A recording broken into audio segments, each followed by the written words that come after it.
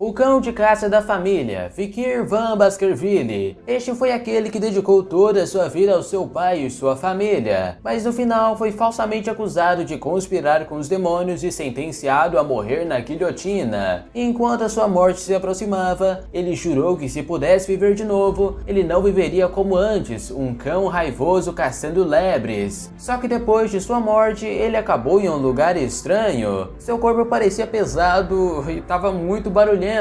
Então ele pensou que deve ter chegado lá embaixo, mas o que ele não sabia é que estamos na mansão Baskerville, onde o patriarca da família estava no berçário, falando que pelo jeito dessa vez só nasceu lixos. Até que ele olha para um bebê que, diferente dos outros lixos, não era barulhento, e por isso ele manda levar as crianças para o berço das espadas, enquanto Vikir entendeu o que aconteceu, porque aquele era o principal culpado pela sua morte, o Gule Baskerville. E como ele estava mais jovem, a única certeza que temos agora foi que ele voltou no tempo para quando era apenas uma criança, já que antes da regressão ele nasceu como um filho ilegítimo da família Baskerville e se tornou um cão de caça. E como um cão de caça, ele teve que aprender a ser fiel às suas obrigações, como assassinatos, espionagem, emboscada e todo outro tipo de coisa ruim. E tudo isso para que os Baskerville pudessem ser a melhor dentre as 7 grandes famílias. E o motivo dele ter sido leal até o final era porque ele queria receber o reconhecimento do patriarca, já que neste tempo os portões do mundo demoníaco foram abertos, e nessa longa batalha a humanidade saiu como vencedora, e a recompensa dada ao fiel cão de caça que dedicou sua vida à família foi nada menos que a morte, tudo porque ele sabia demais. Só que nessa vida o que ele quer agora é vingança, mas como esse corpo ainda não dá de fazer muita coisa, e tem aquilo que o patriarca falou de ser transferido para o berço das espadas, e por isso essa vai ser uma ótima oportunidade para ele ficar mais forte, já que esse lugar é uma das provações que os filhos da família precisam passar. As crianças literalmente são jogadas em um labirinto de espadas e têm a sua coragem testada enquanto vão em direção ao rio Styx,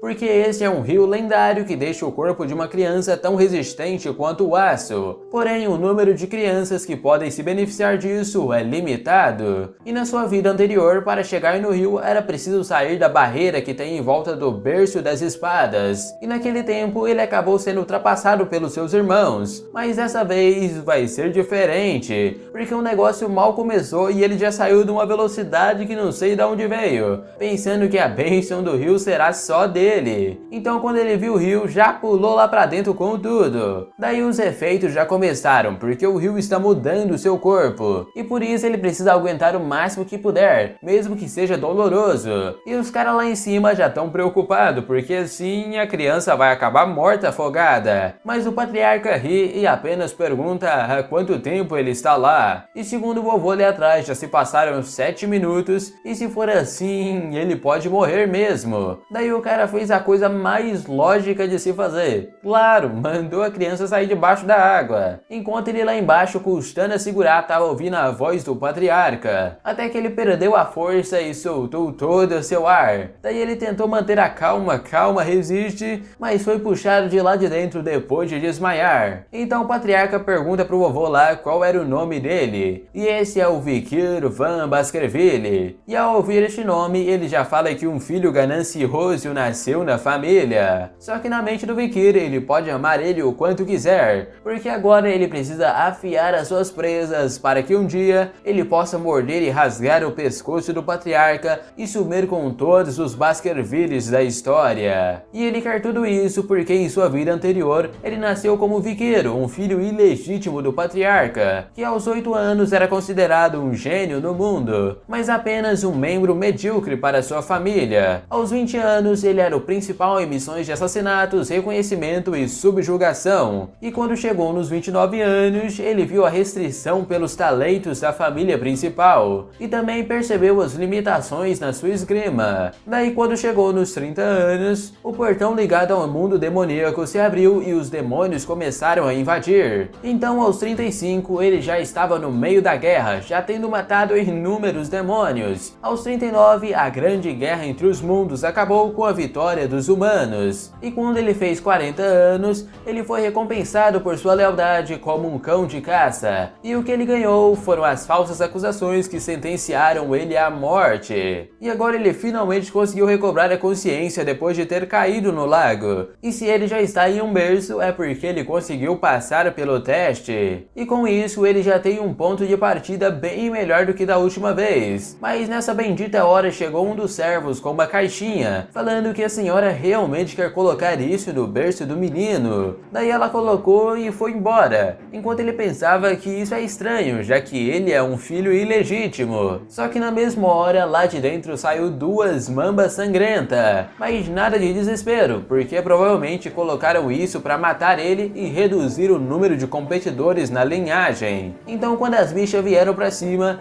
ele já lascou a mão segurando as duas, porque o seu corpo já está diferente. Daí no dia seguinte, os criados vieram olhar, e ele estava dormindo com a cobra toda mutilada em volta dele. E por causa disso, todas as babás que trabalhavam naquele dia foram torturadas e executadas. Mas o motivo do porquê das serpentes ninguém descobriu, já que há apenas uma única pessoa que estava vendo tudo e sabia de toda a verdade. E assim, 8 anos se passaram, e estamos em uma sala de aula com o professor falando que hoje os rapazes vão aprender a como manusear uma espada. Então ele foi explicando que o estado onde é possível imbuir mana na espada é chamado de iniciante da espada. Já o estado em que você consegue imbuir a mana mesmo que fraca são chamados de especialista da espada. Enquanto o estado em que já exala uma aura líquida é chamado de graduados da espada. E finalmente, o estado em que você solidifica a aura e fica possível de você mudar o formato à sua vontade é quando você alcança finalmente o estágio de um mestre da espada. E o patriarca da casa é um desses mestres. E aí a garotada ficou toda de boca aberta, enquanto o Vikir já pensava em recuperar todo o seu poder antes da cerimônia de maioridade. E neste momento, o professor estava vendo ele perdido nos pensamentos de novo.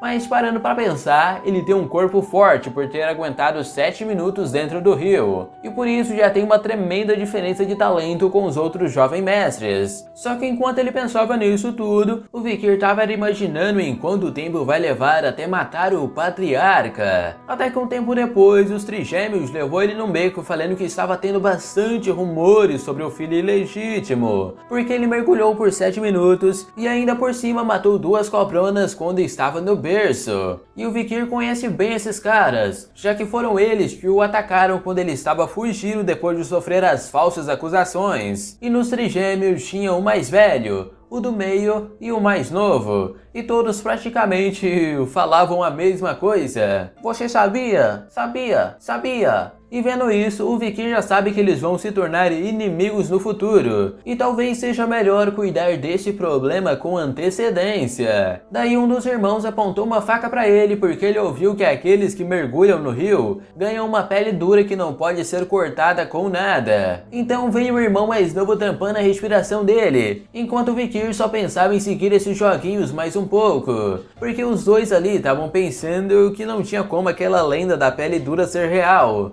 Só que 3 minutos depois, ele tá aguentando. Daí 10 minutos depois, os caras já estavam mais que chocados, porque ele não caía de jeito nenhum. E por isso, eles decidiram soltar ele. Mas quando eles foram soltar, o dedo do irmão mais novo foi para trás, enquanto ele já olhava com aquela carona depois de arrancar o dedo no dente. Então os irmãos estavam lá falando que não tem medo disso. Oh, mas eu tenho. E como ele arrancou o dedo do mais novo fora, eles apenas falam que depois vão atrás de um sacerdote para colocar de volta. Só que quem disse que eles podem ir? Daí o da faca veio perfurando falando que eles são mais velhos que eles. Mas o Vikir apenas fala que talvez eles se esqueceram, porque aqui na casa Baskerville a idade não importa, contanto que você tenha força e talento. E por isso eles vão continuar brincando mais um pouquinho. E aí foi. O mais velho só tomou uma bofetada no meio da cara, e então o do meio partiu pra cima, mas esse só levou um chutaço.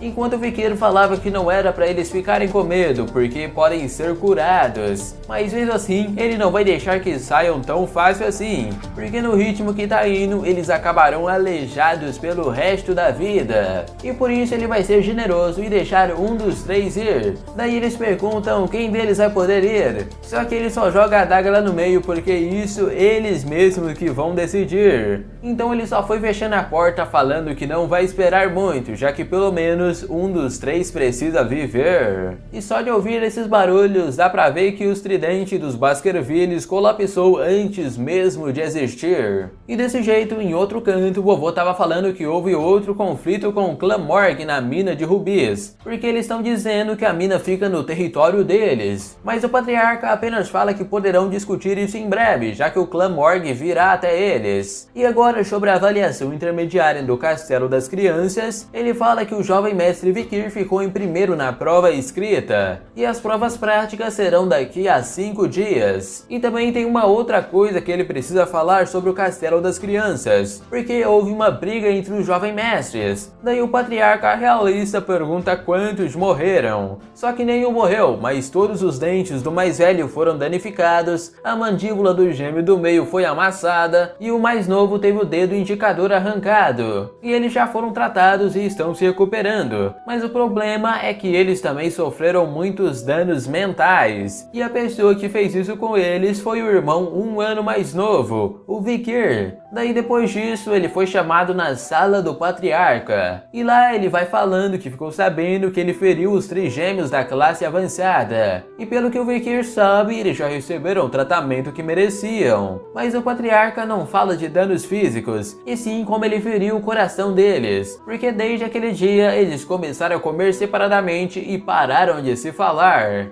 Então ele pergunta se o Vikir não acha que o que ele fez foi errado, só que ele apenas manda que é mais forte que eles, e como alguém que é mais forte poderia cometer um erro. Daí o patriarca conta que os irmãos vieram aqui e perdoaram ele, e mesmo assim ele não tá sentindo nenhuma culpa. Daí ele lembrou de uma época da sua vida passada, onde a última filha que saiu do clã e se tornou uma freira, veio falar com o patriarca, dizendo que o perdoava. E a resposta dele foi a mesma coisa que ele disse agora, que perdão não é nada mais que a desculpa dos fracos que não podem se vingar. E depois de ouvir uma dessas, o patriarca já sorri, porque força é justiça. E esse é o lema da família Baskerville. E por isso ele fala para o vovô levar o Vikir no armazém de comidas e dar a ele o que desejar. Então ele foi sorridente porque queria comer chocolate, enquanto o patriarca chamava ele de filho e mandava ele se sair bem nas próximas provas e não perder para a família principal. Daí lá no armazém, o vovô estava falando sobre os chocolates, até que o Vikir fala que não precisa deles processados, ele quer as sementes de cacau. Aí todo mundo ficou sem entender nada, porque as sementes de cacau têm um sabor muito forte, mas mesmo assim ele pegou lá e já tá mandando pra dentro, enquanto o vovô acha que ele deve amar chocolate mesmo pra comer desse jeito.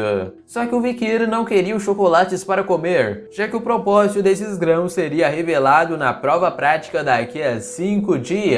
Porque quando esse dia chegar, um incidente cairá sobre a casa Baskerville. Daí veio falando que o clã Baskerville era chamado de o clã dos Berserkers pelo mundo, já que as crianças nascidas lá tinham que passar por um difícil programa de educação. Elas tinham que escalar montanhas como treino de resistência assim que aprendem a andar. Na hora de dormir, eles dormiam junto com o cadáver de uma criatura demoníaca para se adaptar aos terríveis ambientes. E assim que esse período acabasse aos 8 anos, os jovens cães de caça enfrentavam avaliações extremamente difíceis, e por isso que o clã Baskerville começou a ser chamado de Berserkers. E agora estamos na avaliação prática no teste de sobrevivência, onde os jovens se reúnem na montanha Le Rouge, uma montanha infestada de criaturas demoníacas que foram capturadas nas fronteiras do território. Então o instrutor veio falando que o que eles devem fazer é simples, eles vão precisar sobreviver aqui dentro por um mês e caçar caçar as criaturas, porque eles serão recompensados com 10 pontos se conseguir salvar a vida de alguém, com 30 pontos se salvar sem sofrer feridas graves, 50 pontos por sobreviver eliminando outro jovem mestre, 70 pontos por caçar as criaturas e sobreviver, e 90 pontos se cumprirem todas as condições acima. E além disso, se eles roubarem os broches um dos outros, haverá uma pontuação extra. E por isso ele espera que todos sigam o ensinamento, porque abaixar a guarda resultará em morte imediata. Daí ele veio aconselhando eles a não deixarem a área restrita, já que a montanha Lehout tem muitas áreas perigosas que ainda não foram exploradas. Enquanto eles estão lá sobrevivendo, os guardiões irão secretamente pontuar durante o teste. E esse sino de agora indicará o início da avaliação. E assim começou, com todo mundo pulando para um lado diferente. Enquanto uns planejavam garantir uma posição vantajosa no começo, outros já foram unindo forças, e os trigêmeos brigados indo para o mesmo lado. E segundo o instrutor, a avaliação não encoraja matar uns aos outros, mas isso não é proibido. E também os cavaleiros guardiões que estão observando vão garantir que as mortes se mantenham no mínimo. E um desses cavaleiros foi seguindo o Vikir, que já estava perto de uma área não explorada. E por isso ele estava ansioso para ver o que o gênio iria mostrar durante esse teste. Até que ele chegou no pé de uma grande árvore e falou em voz alta que agora está na hora de curtir as férias. Então, enquanto todos lutavam por suas vidas, Vikir pegava madeira, construía sua cabana e relaxava o tempo todo. Enquanto o guardinha ali não estava entendendo nada, porque tudo o que ele tem feito por dias é dormir, cavar buracos, caçar lenha e comida. E como é isso que ele está fazendo, provavelmente não há motivos para vigiá-lo. E por isso ele vazou fora. E quando Vikir percebeu que ele foi embora, ele lembrou que alguém disse para ele em uma das suas noites acampando que grãos de cacau é a melhor coisa para remover o cheiro da carne. Mas como nosso obstáculo se foi, está na hora de começar a caçada, porque todos os preparativos estão prontos. Então, alguns dias depois, ele foi entrando perto da área não explorada, porque essas partes eram basicamente o seu jardim quando ele era apenas um batedor. E vendo todo esse cenário em volta, ele tem certeza que aqui é o habitat daquela coisa. E bem ali do lado tinha um excremento pegando fogo. E há apenas uma criatura por aqui que cria tal excremento: o Cão do Inferno. Um monstro de rank B que traz desastres para aqueles que o encontram. E na sua vida passada, ele só conseguiu enfrentar um desses quando tinha 18 anos. Então é claro que uma batalha direta seria demais para esse corpo de 8 anos. Mas ele conhece um método que permite que até mesmo ele, nesse corpo, consiga derrotar um monstro desses. Então ele pulou pra cima dele, porque a primeira fraqueza deles é que eles só podem se mover em linha reta. E por isso, se você se movimentar diferente, ele não vai conseguir acompanhar. E agora a segunda fraqueza, eles não podem ultrapassar pela água, mesmo que seja em pouca quantidade. Daí ele veio se aproximando de um jeito que mostra a fraqueza fatal dos monstros tipo cão: o fato deles ficarem com a boca aberta enquanto correm. E vendo isso, ele já mandou uma semente na boca dele e desviou. E quando viu, o bicho já caiu no chão, porque o chocolate é um veneno para os monstros tipo cão. E um grão sangrento desses é capaz de gerar 100 litros de chocolate. E por isso, os efeitos disso contra um cão infernal são absurdos. Daí ele sacou a espada, porque agora precisa alvejar um lugar que foi enfraquecido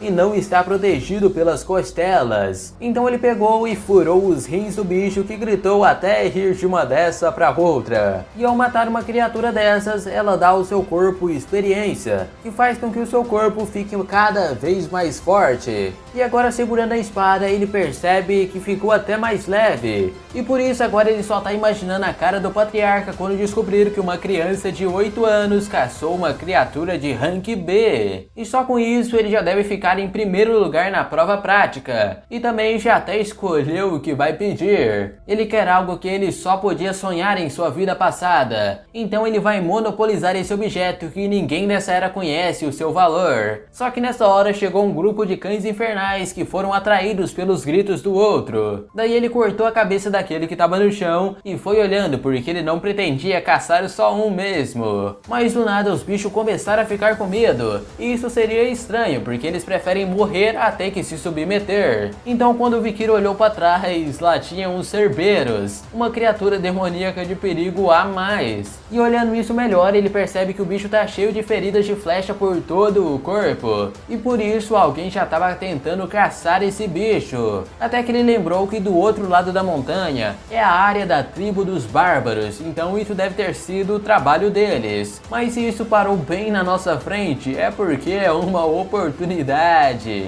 Já que se ele tá tão ferido assim, até ele deve conseguir derrotar isso. Porque o Vikir esteve escondendo as suas habilidades reais até agora, porque a sua maestria já era de um mestre espadachim que está na terceira presa dos Baskerville, o nível que os cães de caça chegam só depois de alcançarem a vida adulta. Então ele embuiu a sua espada e partiu pra cima, dando uma na cara do bicho. Daí ele veio mordendo com outra boca, mas tomou uma lapada, porque desse jeito ele pode sim conseguir matar essa coisa. Só que em um momento de descuido, ele deu uma abertura e o Cerberus veio usando as suas garras que jogou o nosso menino Vikir pra longe. E por um segundo ele até perdeu a consciência de ter tomado um ataque de frente. E nisso seu braço esquerdo tomou um baita de um arranhão, e provavelmente o dano não foi maior por causa dos efeitos do Rio Stinge. Daí ele já foi saindo de perto porque vai ser difícil sobreviver se tomar mais um ataque desses. E mesmo nessa situação complicada, um caçador veterano sempre procura a melhor forma de agir. E a melhor coisa que ele pode fazer agora é usar a estratégia 36, recuar, porque se não fosse pela ferida que ele recebeu, o Vikir já teria sido rasgado em 1000 pedaços. Então ele foi correndo e do outro lado daquela cerca de metal fica a parte externa do perímetro. E por isso ele precisa atravessar aquilo até chegar no lugar que ele preparou as armadilhas. Mas se ele for pego antes disso, ele tá morto. Então bora correr porque ali na frente é o lugar.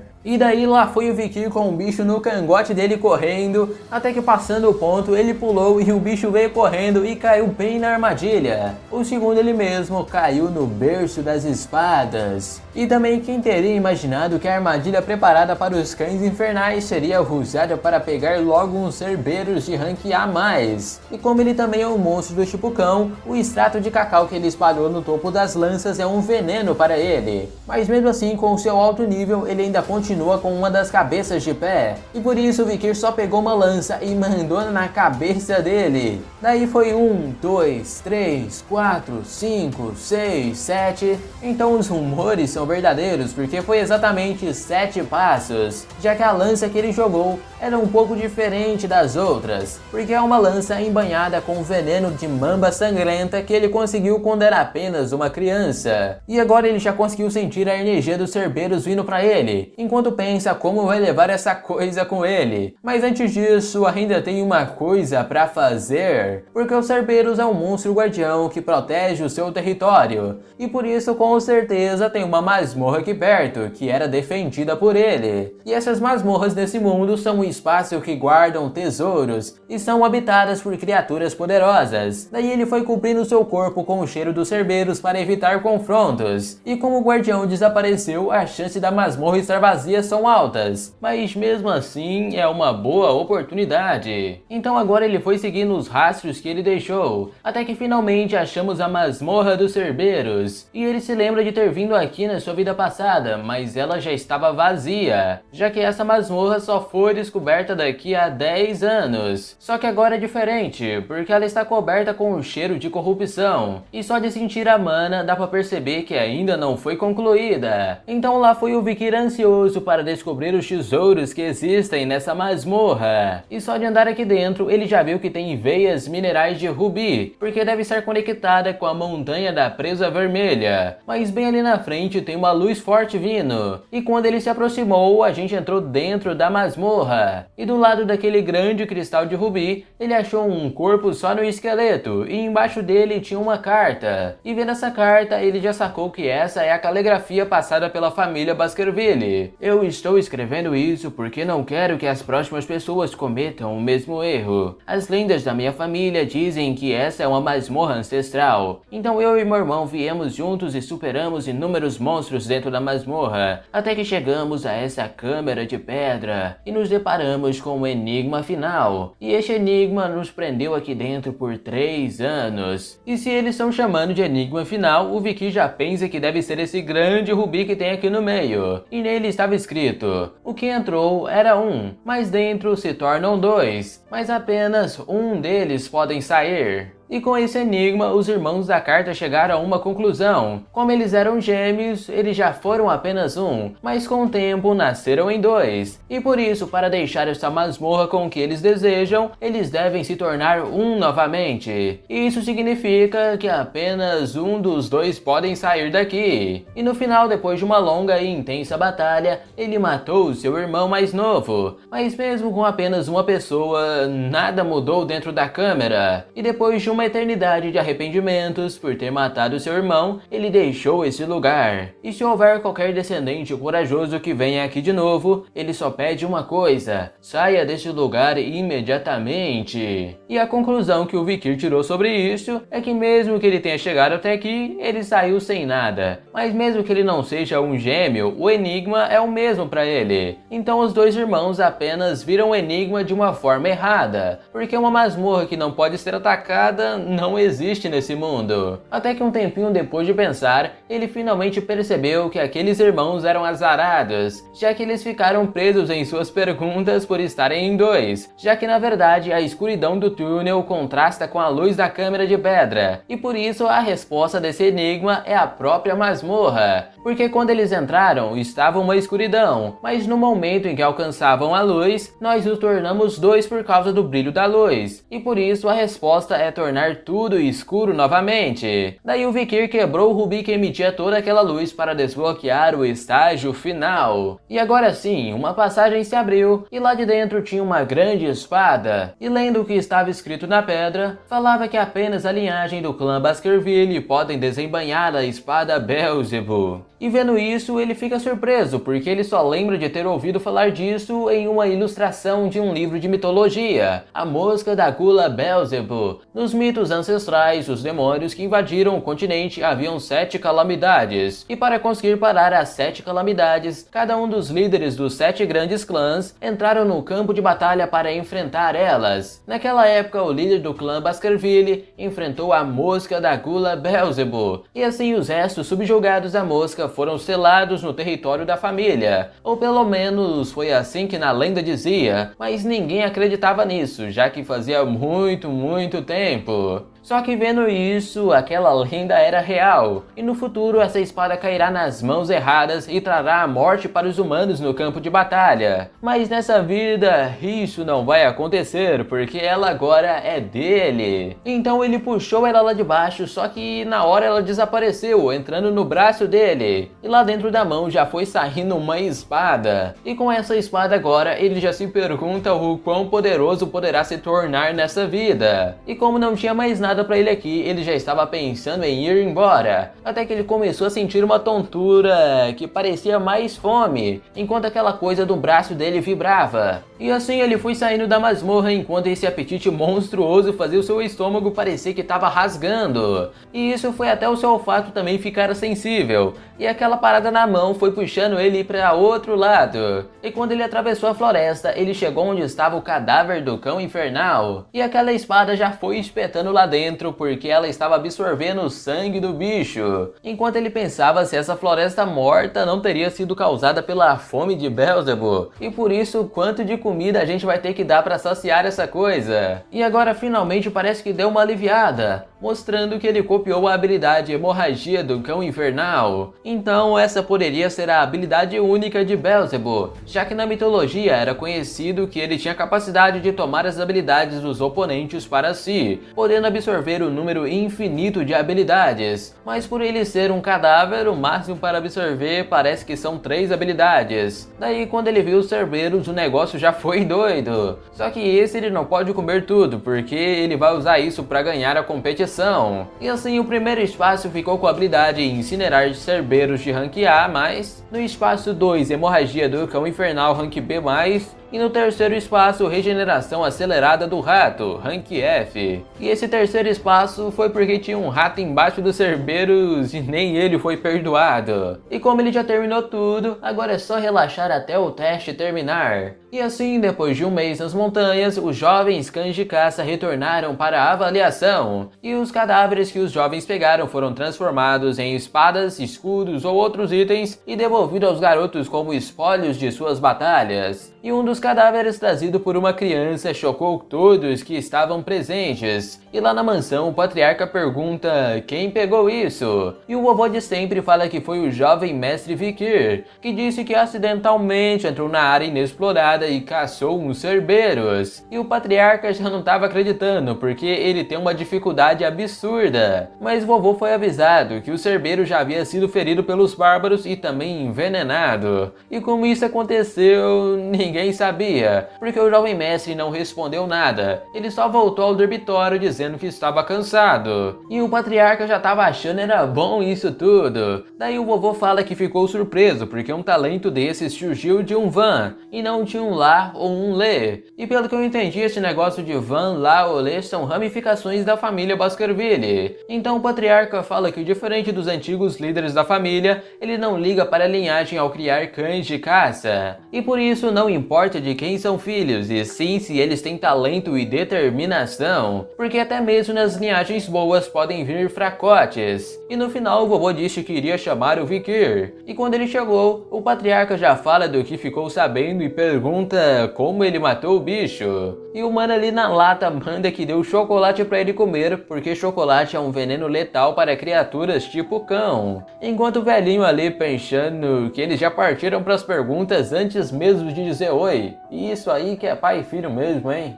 E agora ele pergunta o porquê ele não deu os detalhes da caçada para os outros. Só que eles não são o seu mestre, e sim o líder do clã, então ele não precisava responder o que eles quisessem. E como recompensa de ter ficado em primeiro lugar, o patriarca fala que irá realizar um desejo dele. Então o Vikir fala que quer entrar na biblioteca dos 10.000 livros, porque essa é uma biblioteca enorme localizada nas partes mais fundas do castelo da família, sendo uma das maiores do império, onde apenas o patriarca, o vice-patriarca e os membros da casa principal podem entrar. E no final o que ele menos esperava é que o patriarca aceitou e ainda falou para ele ler a Esgrima Baskerville da Sexta Presa. Aí o Vikir até arregalou o olho, porque o patriarca está permitindo isso a uma criança ilegítima, já que nunca houve um caso em que uma criança com o nome Van ter lido além da quarta presa. E atualmente o patriarca está na 7ª presa, e na sua vida passada ele alcançou até a 9ª presa, e por isso nessa vida ele superará o Hugo, porque ele conseguirá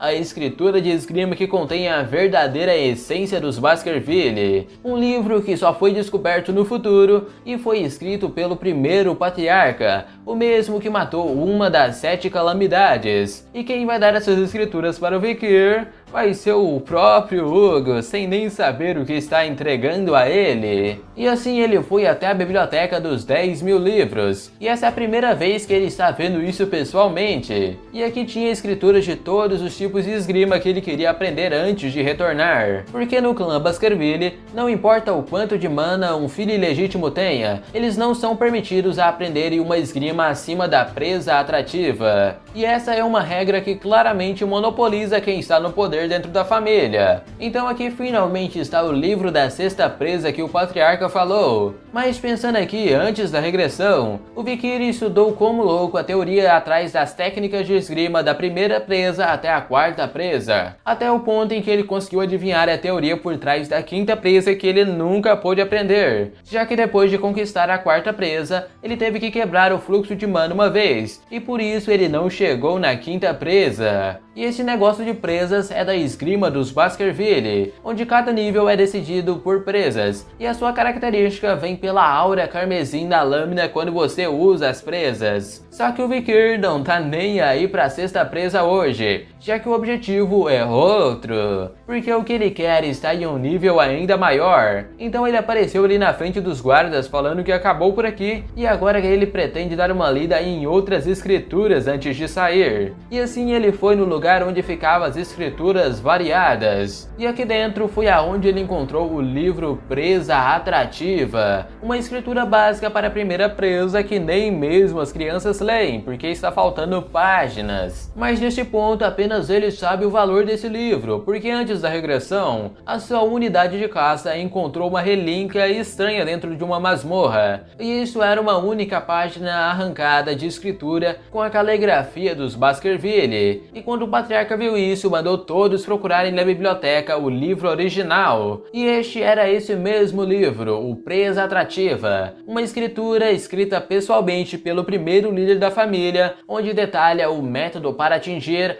a 10ª presa. E consumido por essa ideia, o patriarca enviou os cães de caça para encontrar as páginas que faltavam. E depois que eles descobriram que as páginas estavam escondidas em cada um dos outros 7 clãs, os Baskervilles quase declararam guerra contra eles, enviando os cães de caça. E depois de inúmeros sacrifícios, eles finalmente conseguiram todas as páginas que faltavam. E a recompensa por tudo isso foi apenas a morte. Só que isso não vai acontecer dessa vez, porque ele foi o cão de caça que recuperou todas as páginas do livro, e ele se lembra do conteúdo de todas, mas a razão dele não ter evoluído foi porque ele nunca viu o texto original, e por isso, assim que ele colocar as páginas perdidas nesse livro, o conteúdo que parece uma fantasia se transformará. E assim passou um dia todo e ele finalmente conseguiu memorizar o livro inteiro, ao ponto de conseguir falar sobre ele todo. Mas agora ele não pode ser capaz de liberar a 10ª presa com o corpo de uma criança. Só que talvez agora ele já possa conseguir alcançar a 5ª presa. E assim ele se concentrou usando a 1ª presa, 2ª presa, 3ª presa, 4ª presa e finalmente a 5ª presa, enquanto ele imaginava a cara do patriarca que mandou ele à morte. E mesmo não estando completa, ele finalmente conseguiu liberar a 5ª presa. E assim ele ficou feliz, caçando uma espada para testar, mas não tinha nenhuma. Mas mesmo assim, ele conseguiu desenhar a 5ª presa. E se ele puder aumentar a mana, ele vai poder chegar onde estava antes de voltar. Só que dessa vez vai ser até mais rápido, porque o buraco de mana está crescendo à medida em que ele vai aprendendo.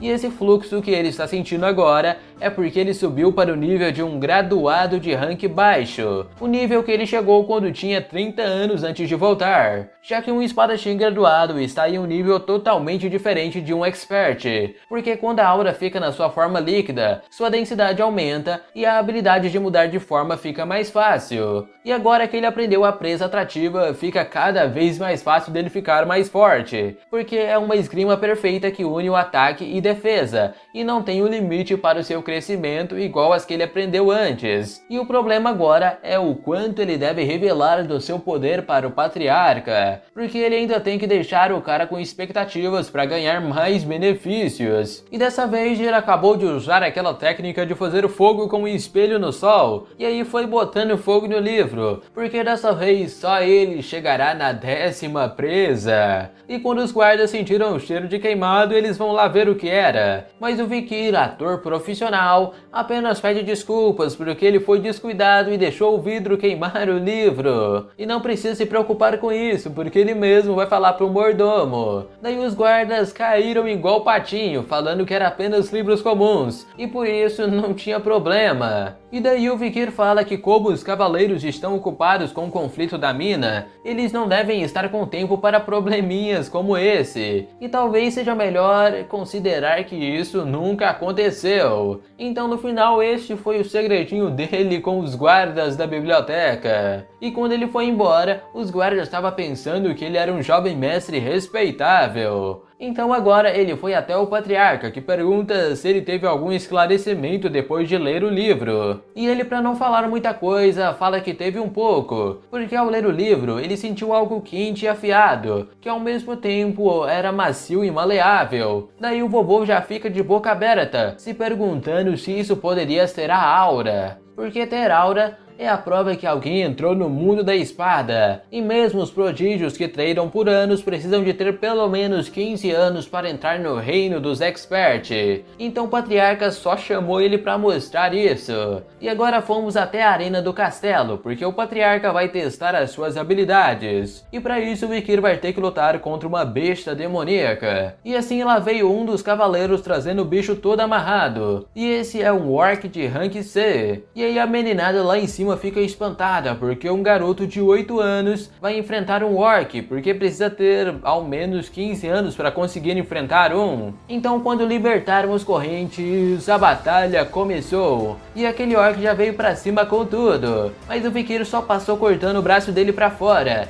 e logo em seguida foi as pernas do maluco que foi direto pro chão. E por ele ter usado aquela habilidade hemorragia do cão infernal, a regeneração dos orcs não foi ativada. Só que vendo a cara do patriarca, parece que ele ainda não está impressionado o suficiente. Então ele pôs a espada pra frente e começou a liberar a aura da espada. E agora foi um mega passadão destroçando o orc de vez, enquanto o patriarca estava impressionado. E o vovô falava que o gênio dessa geração apareceu, porque mesmo entre todas as famílias do Império, nunca haverá um gênio assim. Mas o patriarca percebe que diferente dos outros orcs, esse não estancou o sangramento. E por isso ele venceu porque o orc estava enfraquecido. Daí o Vikir lá embaixo pergunta se não tem algo mais forte que esse orc para ele lutar, porque é melhor revelar mais um pouco de poder agora, já que assim ele terá mais chances de ser mandado para a academia ou em alguma outra missão fora da casa principal. E o patriarca sorrindo pergunta pro mordomo se aquele indivíduo da tribo dos bárbaros ainda está vivo.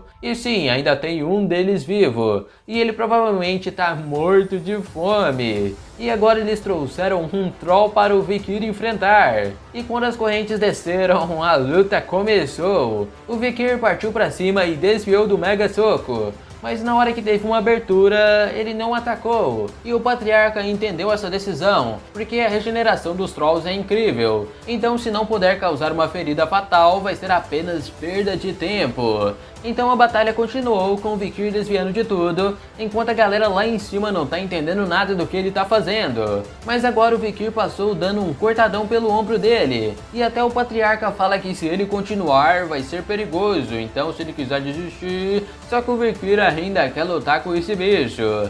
E fala que se ele não conseguir derrotar no próximo ataque, ele abandonará a luta. E assim ele começa a liberar a sua aura porque essa é uma oportunidade, já que esse é um cenário perfeito para parecer que ele recebeu uma iluminação no meio do combate e ficou mais forte. Então ele preparou com toda a sua força e passou por cima do bicho cortando, enquanto todos ficaram impressionados. E agora veio falando que dentro da esgrima do clã Baskerville, a vida das pessoas é baseada em uma fórmula. E por volta dos 15 anos é quando eles inserem mana e aprendem a emitir uma aura. E nesse ponto é que eles aprendem a primeira presa. Mas pela primeira vez na história do clã, a segunda presa, que só pode ser possível aos 18 anos, foi alcançada por um garoto irregular de apenas 8 anos, que fez o patriarca ficar espantado. E assim, uma semana depois, ele estava no refeitório comendo, e por algum motivo todos têm ficado longe dele desde aquele dia. E só do Vikir ver aquela cara do Hulk impressionado, ele já ficou até feliz, porque o poder que ele revelou a todos foi a segunda presa, mas na verdade a sua força já é uma fraca quinta presa. E incluindo a habilidade que ele pegou do Troll, ele já é mais forte do que um graduado comum. Só que nessa hora, os trigêmeos chegaram do lado dele, e ele achando que eles vieram para falar bosta, mas na verdade eles fizeram foi falar que o Vikir foi muito legal quando ele derrotou os Cerberus e o Troll. Daí nem ele engoliu essa, pensando em bater neles agora ou depois. Mas nessa hora o vovô chega ali do lado porque ele precisa visitar o patriarca agora mesmo. Então lá na sala do patriarca, uma pessoa havia acabado de chegar, o Adolf, líder do clã Morg. E ele estava falando que espera que o evento anual acabe sem problemas. E os dois já conversaram um provocando o outro, porque o clã Morg é o prestigioso clã da magia, enquanto o clã Baskerville são os espadachins. E esses dois clãs nem sempre tiveram atritos. Tudo começou quando o rei disse há 2 gerações atrás que magia e espada são existências complementares. E com essas palavras, os clãs começaram a ter um treinamento em conjunto todo ano, onde apenas crianças de 8 a 15 anos participavam. Mas em algum momento surgiu um conflito no território para saber quem era o dono da mina de rubis. E por causa disso, os dois agora sempre brigam. Mas por causa da ordem do imperador, eles ainda têm que fazer esse treinamento anual. Então Adolf veio falando que ouviu que alguém bem talentoso nasceu na família Baskerville. Só que isso seria seria uma sorte dupla, porque um gênio também apareceu no clã Morgue, e por isso ele chama a Camus para dar os seus cumprimentos, e essa é a filha da irmã do Adolf.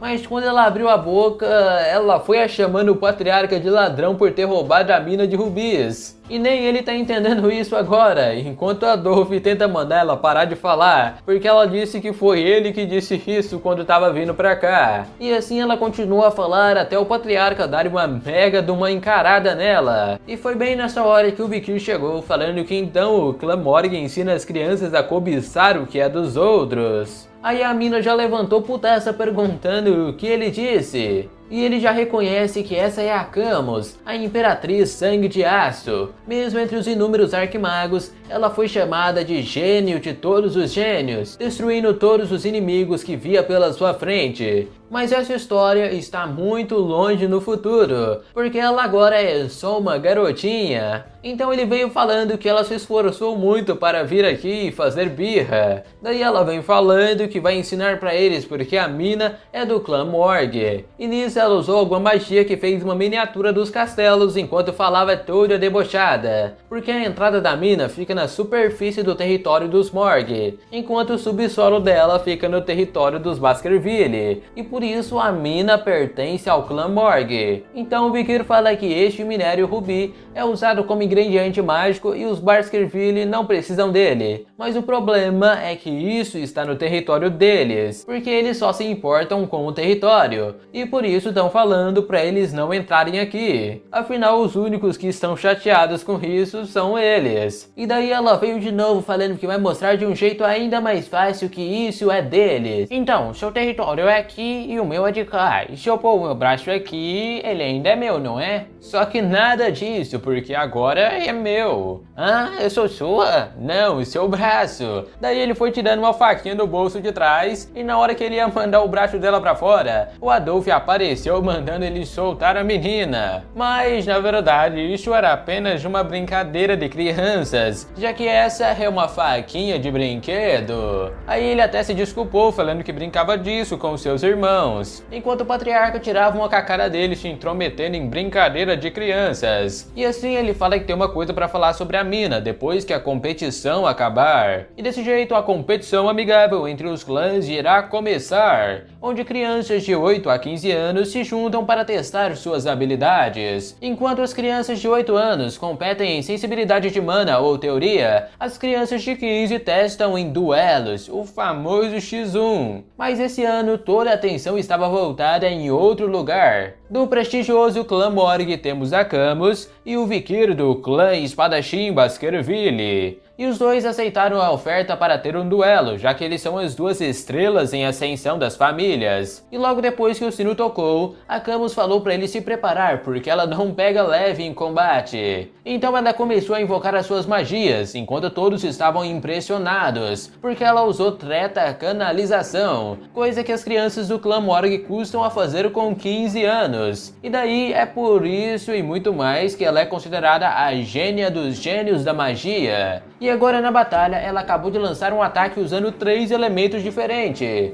mas o Vikir só desviou mais um pouquinho, falando que ela devia focar em um feitiço de cada vez, porque se for assim não vai dar não. Só que ela não quer saber e fez uma parede de areia na frente dele. E o cara de tão foda que é, já chegou quebrando tudo. Enquanto ela já tava assustada com toda essa força, que não deu tempo nem de pensar em mais nada. Então quando o Vikir chegou perto, pá, deu um petelecão na cabeça dela. Que depois levantou ali perguntando se ele tá pegando leve com ela. E por isso ele não vai se safar. Mas o Vikir no meme pergunta se tá doendo, porque seria melhor ela desistir antes que a coisa fique mais feia pra ela. Só que nessa hora ela invocou uma parede de areia dupla, falando que agora ele não vai conseguir quebrar essa. Uai, mas não seria só dar a volta no negócio aqui não? Daí ele, querendo entrar na brincadeira, mandou um socão na parede atravessando as duas. E agora dá-lhe mais de um petelecão na cara da Camus. Mas ela ainda não desiste e mandou magia de fogo pra cima dele, que tava pensando em um jeito de acalmar a mulher, já que se fosse pra matar ela, ele mataria em um piscar de olhos. Camus. E por isso a ideia que ele teve é usar uma outra pessoa. Então lá atrás deles, na outra arena, tava tendo uma batalha, onde tinha um mago idiota usando magia demais e um espadachim burro cortando a magia. E isso talvez seja útil pra ele. Daí quando ela veio correndo pra cima dele, o cara da outra arena tava preparando mais uma magia de fogo.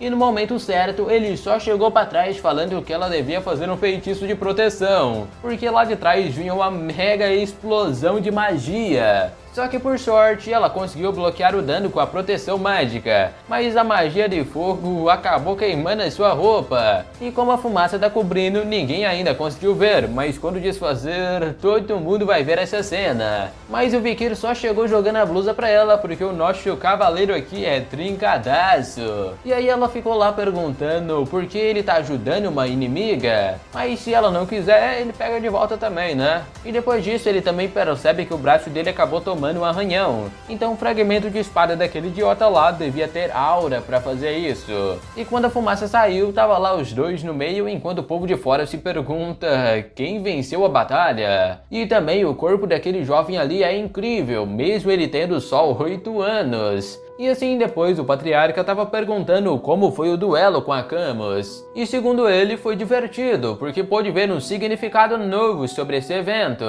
Daí o patriarca fez aquela pergunta, por que ele não atacou direito? Só que o Vikir falou que hesitou porque nunca tinha enfrentado uma garota antes. E por isso o patriarca fala que hesitar em batalhas pode fazer com que ele seja ferido, e que esse machucado de agora sirva de lição. Então o Vikir até não entendeu, porque ele de algum jeito tá preocupado com ele. Já que na sua infância, a única coisa que ele lembra era que o Hugo era uma pessoa fria e brutal. E segundo rumores, ele ficou desse jeito depois de perder a primeira esposa e o filho mais velho. E agora o patriarca vem perguntando o que ele acha sobre a mina de rubis. E o Vikir só fala que é melhor apenas entregar para ele, já que a tarefa do clã é desenvolver e expandir as fronteiras. E a montanha onde fica os rubis fica abaixo do Monte Leruge, onde tem o clã bárbaro e as criaturas demoníacas. Então se eles usarem o clã Morg, eles poderão minimizar os danos que teriam na hora da expansão. E o patriarca concorda com isso,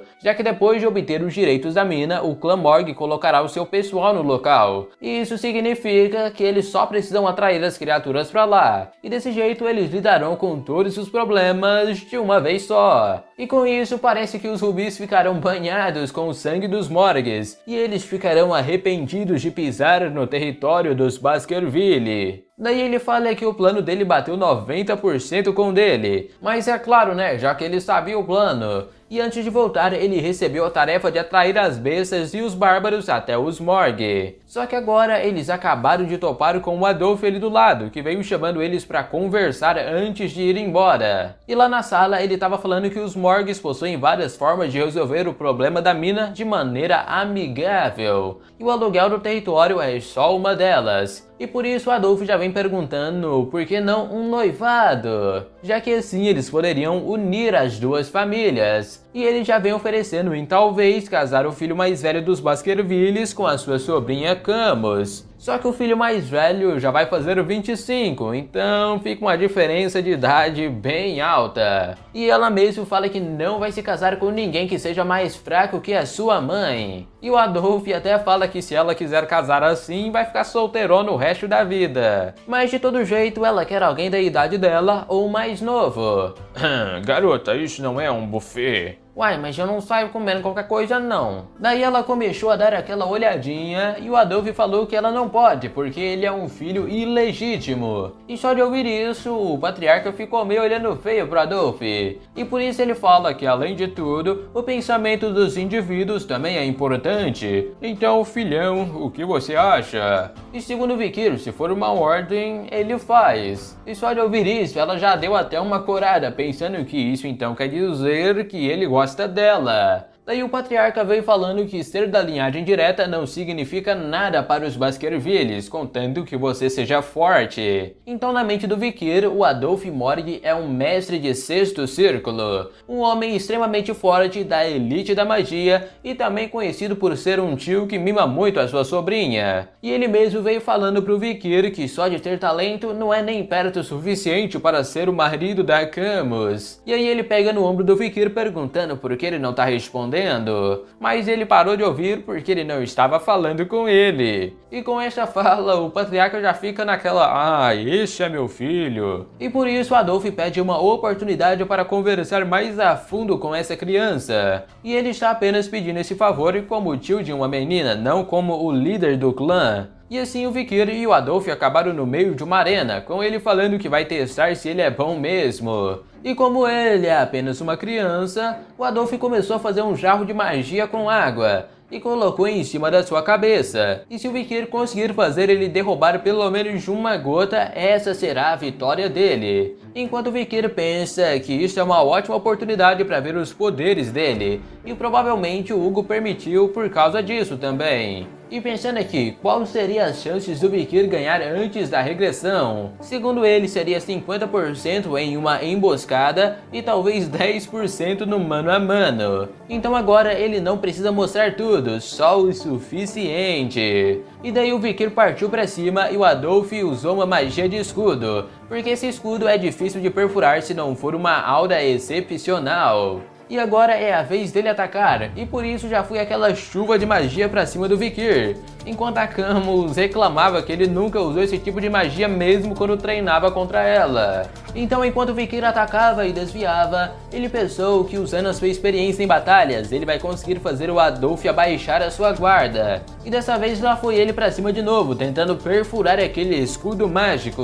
Mas segundo o Adolf, a espada dele não vai conseguir quebrar o escudo, só que ele continuou até que o escudo começou a se rachar, porque ele tá atacando toda vez no mesmo lugar como se fosse uma máquina. Mas o problema é que a sua espada acabou de quebrar na outra batida. Enquanto Adolf já falava todo que ele deveria considerar o oponente com mais cuidado ao invés de só vir pra cima. Enquanto ele falava isso, o pote que estava em cima da cabeça dele tinha sido rachado com um pedaço da espada que o Vikir quebrou. Então já sabemos quem é o vencedor? Ou será que é preciso derrubar mais água do jarro? E aí que a Camus chorou mesmo, porque a vitória dele talvez significa casamento. E o patriarca já estava pensando que aquele pedaço de espada no jarro não deve ter sido só coincidência, e por isso ele está criando um cão de caça mais ardiloso do que ele pensava. E agora, 7 anos depois, estamos no campo de treinamento dos Baskerville, porque a molecada tá preparada para enfrentar as criaturas. E assim foi todo mundo pra cima, enquanto o instrutor fala que quando forem forçados a enfrentarem um oponente muito mais forte que eles, a melhor opção é fugir.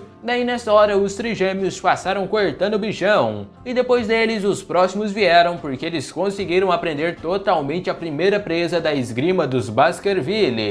E agora o seu longo treinamento de 7 anos está completo. E por isso era para eles estarem atentos, porque as criaturas que eles enfrentaram hoje não são nada comparados a uma situação real. E assim, meus parabéns pela graduação. E depois disso tava todo mundo conversando, perguntando um pro outro para que ordem de cavaleiros eles se candidataram. Porque aqui existe 7 ordens de cavaleiros dentro da família, e cada ordem foi criada com um objetivo diferente, desde guardar, investigar, proteger, assassinar, suprimir e confrontar. E agora algum deles pergunta pro outro será pra onde aquele vai, o Vikir van Baskerville, que já nessa altura do campeonato matou um monstro bem maior que o dele sozinho, porque ele já é um expert espadachim de alto nível que está na 3ª presa. Só que na verdade, atualmente ele já é um espadachim graduado de ranking intermediário na 5ª presa, e demorou 7 anos para ele conseguir subir até o intermediário. E comparado com a sua vida anterior, ele já está acima do nível que estava. Mas do mesmo jeito o crescimento ainda está muito mais lento do que ele planejava. Até que agora o vovô mordomo da família veio chamando ele, porque o patriarca está procurando o Vikir, já que o posto dele foi decidido. E assim, quando ele chegou lá, o patriarca deu foi uma envelhecida boa, já tá com o cabelo todo platinado e com uma cicatriz grande no nariz, que segundo ele foi quando ele enfrentou a tribo bárbara, e lá ele foi atacado por um deles que era habilidoso com um arco, só que ele não conseguiu pegar ela, mas do mesmo jeito que ela fez isso, ele também deixou uma cicatriz no rosto dela. E agora vem dando os parabéns pelo Vikir ter terminado a sua educação. E lembrando um pouco, nessa época da sua vida, ele se tornou um aprendiz para os Cavaleiros Pitbull e foi enviado para o Monte Lerouge, onde enfrentou inúmeras situações de vida ou morte, porque como um cão de caça inútil, ele foi mandado para as batalhas reais, já que as crianças, depois que completam 15 anos, são divididas entre a elite e os descartáveis. Enquanto os descartáveis morrem em batalhas, a elite aprende funções administrativas até que eles comecem a crescer dentro da família. E o que existe para diminuir a distância entre as duas classes é a quinta presa, e também foi por isso que ele ficou estagnado na quarta presa. E agora também seria impossível o Hugo mandar um filho ilegítimo como ele para um curso de elite. Só que bem diferente do que ele acabou de pensar, ele quer que o Vikir tente ser um congressista, já que essa função administra e legisla dentro do território da família. E para resumir mais, ele será responsável por assuntos grandes quanto os pequenos dentro da família, porque o que ele já conquistou o torna pelo menos uma década na frente dos outros gênios, e por isso ele será o vice-consul de uma cidade chamada Underdog. E o Vikir fala que aceita a proposta, mas antes disso ele tem uma coisa a falar sobre a situação da mina de Rubi, e como o patriarca levou a melhor sobre Adolf. Daí o Hugo, já entendendo, pergunta se então ele quer a recompensa que ele prometeu, e sim, ele quer aquilo emprestado. Daí na mesma hora o patriarca aceitou, falando que isso não será tão difícil, enquanto Vikir pensava que na sua vida passada nunca imaginaria isso acontecendo. Então ele foi indo com o vovô, e ele estava falando que o patriarca valoriza muito o jovem mestre, e por isso que ele não foi colocado imediatamente nas batalhas reais. Só que o Vikir apenas fala que se esse for o dever, ele faria, já que é melhor assim, porque ele pode usar a sua nova autoridade para aumentar as suas próprias habilidades. E também ele não liga para o que está acontecendo, já que isso não fará suas memórias sumirem, porque ele ainda lembra claramente daquela sensação na guilhotina, e ele vai fazer o Hugo passar pela mesma coisa que ele. Então, no território dos Baskervilles, o Calvão ali estava falando que o novo vice-consul chegará amanhã, e por isso é pra tudo estar limpo. E aqui o povo já tá se perguntando como será esse novo vice-consul, e como ele é um garoto de 15 anos, eles devem estar ferrados de novo. Até que apareceu um garoto ali, daí ele veio falando que não pode entrar a partir daqui sem permissão, mas ele só mandou tirar essas mãos dele, porque este é o novo vice-consul. E foi mandando o carinha que tava no lado procurar álcool e mulheres, porque ele vai precisar dar uma festa hoje. E assim, mais tarde, já estava cheio de gente tomando umas, enquanto o Chihuahua, que era quem gerenciava a cidade, já estava meio descrente disso, porque ele está dando uma festa logo no primeiro dia que assumiu a posição, já que eles estão passando por dificuldades, por causa que o antigo consul estava aceitando propina, e por isso ele aposta que toda a cidade vai ser destruída assim. Mas nessa hora o Vikir só chega lá atrás perguntando se ele é o gerente daqui, e esse daí é o Chihuahua Baskerville, e como ele não tem o nome do meio, significa que ele é de fora do clã. Em outras palavras, são os funcionários. E o Vikir veio falando que deu uma olhada nas informações assim que chegou, e ele já sabe muito bem o esforço que as pessoas estão colocando, e ele não planeja interferir nisso. Enquanto o Chihuahua não tá entendendo nada, porque ele tá dando uma festa e tá aqui em cima. Mas ele mesmo fala que não há nenhum problema com as leis federais, mas tem pontos extremamente estranhos no sistema judicial, porque o problema dessa cidade é que há vários negócios no mercado negro, já que a economia está acima da lei, e o problema não será resolvido só parando as operações, eles vão ter que remover os principais líderes disso. E como o papel do vice-consul é criar leis e aplicar elas, ele vai adicionar uma nova lei, porque ele vai acabar com esses negócios em uma semana. Só que para aplicar essas leis, ele precisa de um motivo, e como ele é apenas um jovem, para convencer as pessoas, ele precisa fazer algumas coisas, já que com isso ele vai apenas jogar uma montanha de merda para atrair as moscas. Então no dia seguinte, na rua principal Underdog, o Vikir estava lá em cima se apresentando como o novo vice-consul. Enquanto alguns achavam que ele era muito jovem, outros pensavam o que um pirralho desses vai fazer. Mas ele vem falando que tem certeza que todos eles leram o aviso público,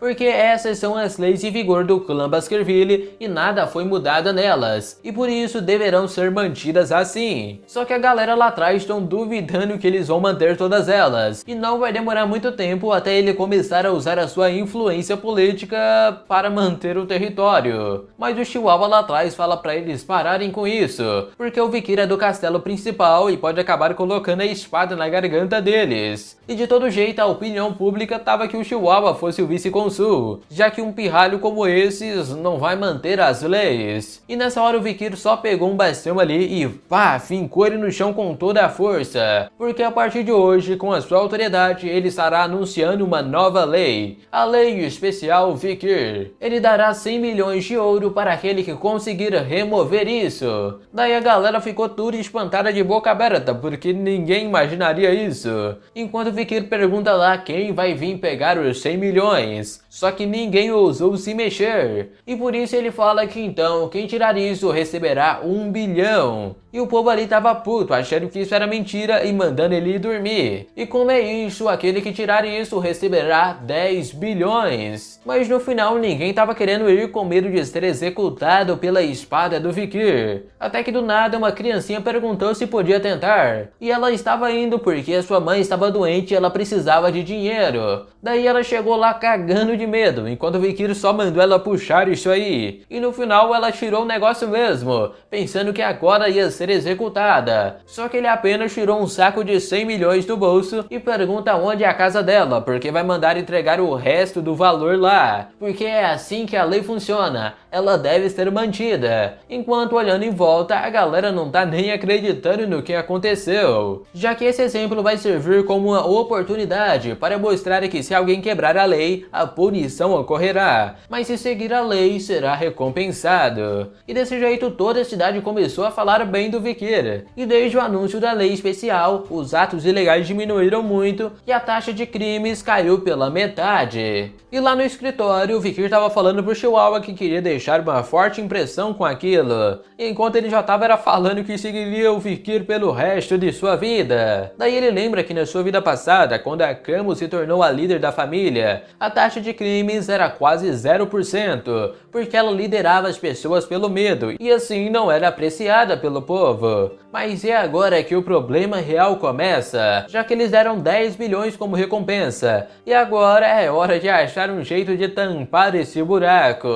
Então ele foi marcando no mapa os locais em que as organizações ilegais estão se escondendo, e ele vai invadir esses lugares e confiscar todo o dinheiro sujo. Daí o Chihuahua até pergunta como ele sabe desses lugares, mas ele só dá uma desculpa porque essas são áreas que ele patrulhou e invadiu antes de voltar. Até que um carinha chegou ali na porta, porque um pedido de entrevista chegou do Comitê de Autogoverno Adolescente. E aí o Vikir pensou, então os nobres que só comem e dormem resolveram querer ver ele. E o Chihuahua já vem falando dessas famílias, e que esse comitê só funciona no nome, porque na realidade é um clube social comum. E parece que aqueles jovens mestres têm algo a dizer sobre a nova lei. Então, como as moscas começaram a cheirar no esgoto, é hora de começar a erradicar essas pestes que se aproveitam da cidade. E assim no Hotel Clube de Luxo, na parte mais profunda, há um quarto VIP que custa 10 milhões de ouro por 6 horas. E lá dentro eles estavam dando uma festa de arromba, botando os caras até pra lamber o vinho na mesa. E segundo eles, o comércio de escravos continua crescendo, já que sem a vigilância da família fica tudo muito mais fácil. Daí os caras ficaram todos zoando a família como se eles fossem os seus cãezinhos, já que todos os Baskervilles são apenas obcecados com a espada. E isso dá pra ver só pelo que aconteceu no clã Messi Mandrado, porque sem saber que eles foram incriminados por eles, depois, os Baskervilles pessoalmente assassinaram todo o clã mais leal. E graças a isso, agora só tem 7 clãs e ninguém se intromete na diversão deles. E agora eles começaram a falar das notícias do novo vice-consul, e ele já até solicitou um pedido de audiência. E pelo que ele sabe, o nome do cabra é Vikir, que tem apenas 15 anos e deu uma festona assim que chegou. E por isso eles já estão querendo ir atrás para mostrar quem manda aqui. E já estão até planejando dar mais um festão e quando a festa acabar eles colocarem o Vikir para pagar tudo. E como uma criança não tem dinheiro para pagar, eles vão brincar com ele para que ele nunca mais se vire contra eles. E agora um dos garçons da porta vem falando que as garotas chegaram. Só que ali do lado delas tem mais uma pessoa estranha. E por isso um dos caras queria tirar ele pra fora. Mas na mesma hora só escutou aquele claque do braço girando e ele foi chorando de dor por outro lado. Porque esse é Vikir Van Baskerville. E agora os caras ficaram até sem jeito, porque ele chegou do nada. E ali nos cochichos já estão pensando em jogar toda essa conta de agora pra ele. Mas o nosso monstro apenas põe a mão na mesa e derruba aquela torre de vinho que vai cair em todo mundo.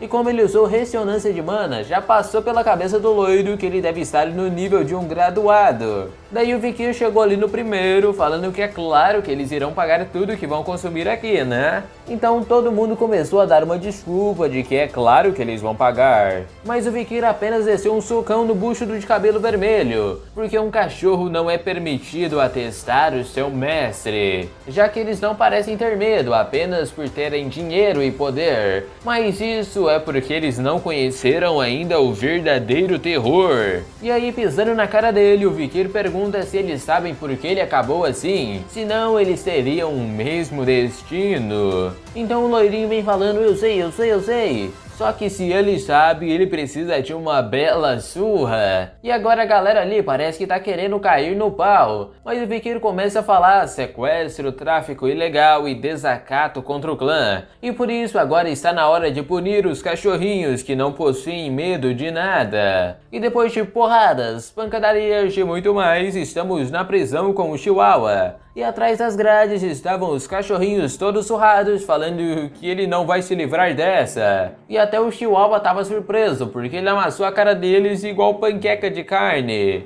Mas não era pra ele se preocupar, porque isso é apenas o começo.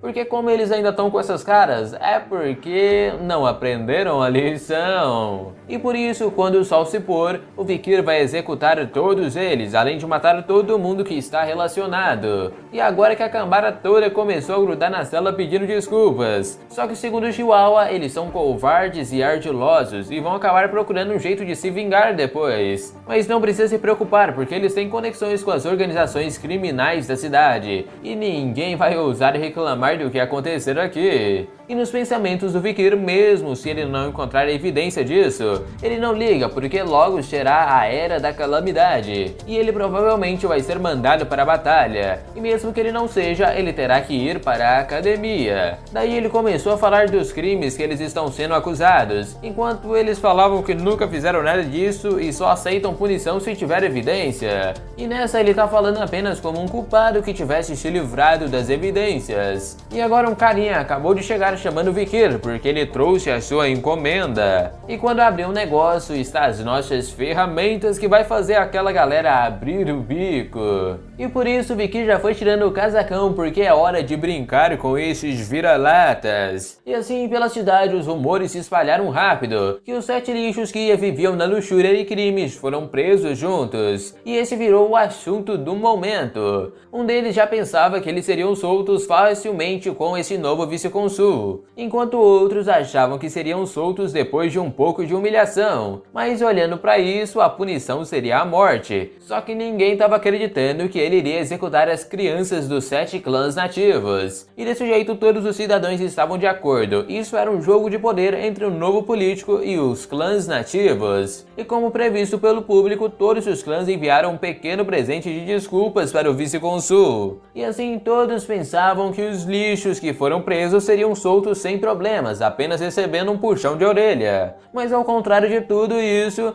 eles viram a verdade, porque as 7 cabeças foram exibidas no centro da praça da cidade, e todas elas estavam com expressões aterrorizantes. E em cima delas estava um panfleto que mostrava detalhadamente todos os crimes que eles cometeram. E isso não deveria ser uma surpresa para ninguém, já que as leis existem para serem seguidas. E por isso, depois de verem isso, eles com certeza começaram a tramar algo. E esta guerra de poder só acabará quando um dos lados for completamente eliminado. E desse jeito é melhor o gerente Chihuahua se preparar, porque ele será parte da próxima operação. E depois disso, tá lá o Chihuahua em outro lugar cheio de mascarados, porque aqui está acontecendo um leilão de escravos. E nessa situação, o Vikir está disfarçado para ser vendido como um escravo. E aqui estamos em um lugar afastado, parecido mais com um circo. E isso é naturalmente um leilão ilegal que os Baskervilles não foram informados, onde pessoas de todos os tipos eram comercializadas. E assim o mano com cara de palhaço tá perguntando se o Chihuahua está aqui para vender.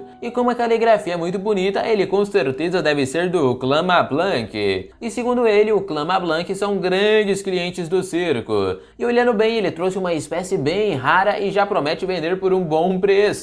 E desse jeito o show começou. E o primeiro produto de hoje é uma besta demoníaca de rank A, um búfalo infernal. E assim todo mundo foi dando seu lance, até que chegamos em 200 milhões. Então, vendido! E aí só foi um leilão mesmo, apareciam 100 milhões, outros 60 milhões, até que chegamos em um produto especial, um item raro da tribo de batalha na selva, uma Bárbara Balak. Só que com esta ninguém se importou muito, mesmo que o leiloeiro abaixasse o preço até demais. Daí ela foi levada depois de tomar uma do bucho, porque estava perdendo o controle. E por causa disso, agora vamos com o melhor item do dia, um mano bonitão, saradão e obediente. E aí a primeira moça ali na frente já mandou 600 milhões, enquanto o mano lá de trás mandou 800 milhões. E as mulheres ainda foram reclamar com ele, porque um homem tá tentando comprar um garoto, lá ele, pô. Até que agora alguém ofereceu 6 bilhões, e esse é o Barão Gambino, do território de Granary. E dizem que ele recebeu bastante dinheiro ilegal para aumentar a sua influência. E até a mulher que estava do lado dele pergunta se isso não era exagero. Mas para ele, um escravo tão bonito assim vai dar uma quantia ainda maior se for vendido na capital.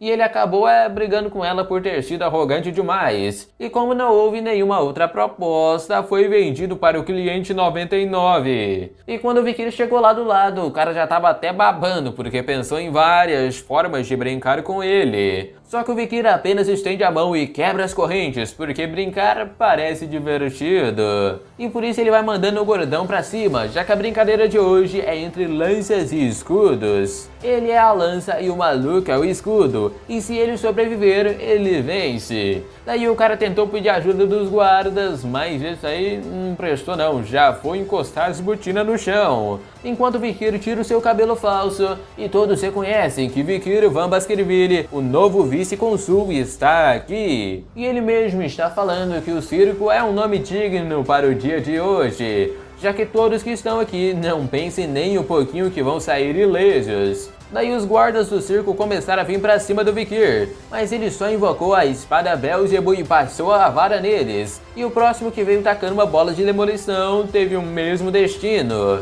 E daí o cara do circo pegou o Sr. Chihuahua de refém, mandando ele parar. Só que segundo o Vikir não era pra se preocupar, porque antes de saírem da mansão chegou uma carta secreta do patriarca. Então ele só pegou o apito e soprou. E como não aconteceu nada, o cara começou a zoar ele, mas isso foi até uma espada ser cravada no meio da garganta dele, porque os Pitbulls dos Baskervilles, conhecidos como os mais cruéis, acabaram de chegar. Daí um deles já ia passar o facão na mina lá de cima, só que o Vikir parou ele porque ele pode matar todos os outros, exceto aqueles que estiverem deitados, mas caso se movam pelo menos 1 milímetro, pode matar sem piedade. E assim começou a chacina dentro do circo.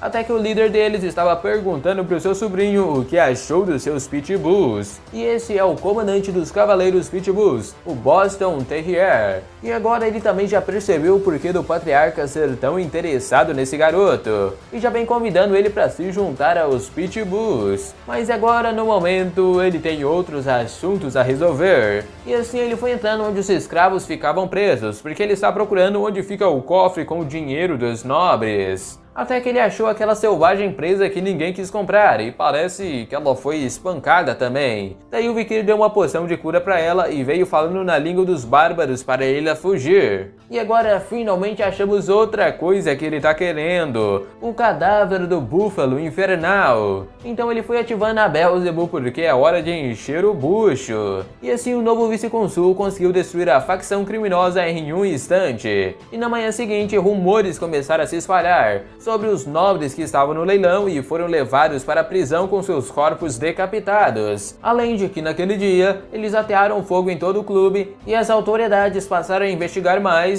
e como resultado as cabeças foram apontadas. E mesmo os 7 clãs reclamando, a resposta do Vikir foi a mesma: criminosos que cometem tais crimes são punidos com a morte. E todos esses esquemas ilegais serão investigados pelos Baskervilles. E depois disso, as 7 famílias pararam de reclamar e os 7 patriarcas vieram ver o Vikir pessoalmente implorando por misericórdia. Mas a resposta para isso foi que depois de analisar tudo, as 7 famílias terão seus territórios confiscados dentro do domínio dos Baskervilles, todos serão indicados por traição e 3 famílias serão destruídas. E assim, desde que o Vikir assumiu, o terreno de execuções não ficou um dia sequer sem ver sangue. E para fazer isso, ele teve que contratar muitos funcionários, o que fez a taxa de desemprego cair. Além de que o governo começou a receber mais e o Vikir era tratado como uma das melhores pessoas da cidade. E agora o Vikir tá até mandando o Chihuahua trabalhar ao invés de ficar trazendo cafezinho pra ele. E ele também tá surpreso que a caligrafia do Vikir já tá muito boa em pouco tempo. Daí o Chihuahua já tava pensando que se o Vikir ficar aqui, até onde a cidade Underdog poderá evoluir. E assim, quando bairou a noite, ele foi até a prisão se desculpando por não ter vindo antes. E pergunta se o nome dela é Cindy Wendensen Rose. E ele agora tem algumas perguntas para fazer a ela, porque ela tinha mencionado que o Barão Gamino, mesmo sendo depravado, conseguiu acumular influência e poder muito rápido. E o Vikir andou pesquisando e descobriu que ele era muito bom em gastar dinheiro. E ele já vem prometendo que se ela responder suas perguntas honestamente, ele vai deixar ela sair. Mas se não responder, ela vai se arrepender disso pra sempre. E a primeira coisa que ele pergunta é se ela acha que ele é um homem justo na aplicação das leis. E ela até tenta dar uma de palhaça, mas é pra responder com sinceridade. E por isso ela fala que ele está agindo errado. Então o Vikir dá aquela chegada pertinho e pergunta o porquê. E pra ela, desde os tempos antigos, a principal qualidade de um consul é a virtude. Mas ele pegou aqueles vilões fracos através do medo e usou isso para criar uma imagem. Além disso, o patriarca não vai ficar muito feliz ao perceber que ele tem mais influência sobre a cidade. Então, vendo tudo isso, o que ela aconselharia ele a fazer? E ela já manda que ele deveria devolver a autoridade aos Baskervilles e dar todo o crédito ao patriarca. E até que ele tenha alcançado a idade certa, vá para as Montanhas Negras ou para a Academia do Império e cultive sua força em segredo. E só quando a hora certa chegar, ele dará ao patriarca dos Baskervilles o que ele merece. Daí o Vikir já manda naquele tom que, pelo jeito que ela tá falando, é como se estivesse mandando um cachorro morder o pescoço do seu dono. Mas ele gostou do que ouviu, porque suas ideias no geral foram bem parecidas com a dele.